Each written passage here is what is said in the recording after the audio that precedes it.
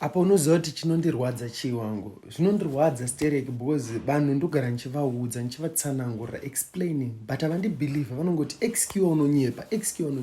Apa it once happened to me. I think true story guys. Around 2008 nguva yenzara yeye pakukaita nzara pepe. Ini namuponda shuga takaenda kumusha tikati tinogara kumusha pamwe upenyu hwekumusha uri nani wangu. Takanosvika kumusha wangu takatosvika kune nyaya yainetsa wangu. Every Wednesday taishaya mbudzi, taimuka mbudzi yakavhirwa paruvari wangu, yakapera yese yakavhirwa paruvari wangu.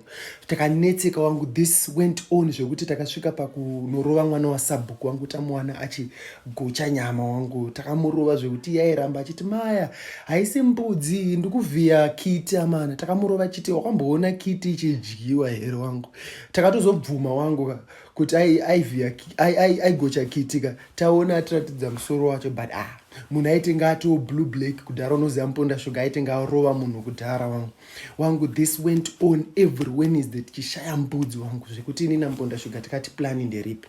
Takazosarudza kuti alright ngatite matenzi ekuti every Wednesday munhu anorara mudanga rembudzi tione kuti chichikuitika. So it was my turn. Ndindaifanira kutanga kupinda mumwe wangu. Ndakapinda mudanga ndikarara imomo wangu zvekuma 1 am ikoko.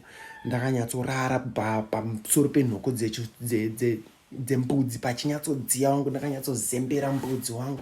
Ndakabva ndanzwa chinhu chichidai so. Ndakabva ndamuka wangu. Ndanyatsomuka wangu ndichida kuchitarisa kudai so. Wangu ndikaona chinhu chichiti vhee wangu. Pamwe chinhu chichiti vhee kudai so. Ndakabva ndati kunobata mbudzi yana inge ndakazembera wangu. Ndakanoibata muromo kudai ndikati wangu nyarara imbomira dzungu panapa pashata. Mbudzi yaya yakabva yanyarara wangu ichinochiti ba. Payakanochiti ba chinhu chacho yakabva yafenta. Kufenta wangu. It was my first time. Ndandamboona mbudzi ichifenda wangu. Mbudzi yakafenda.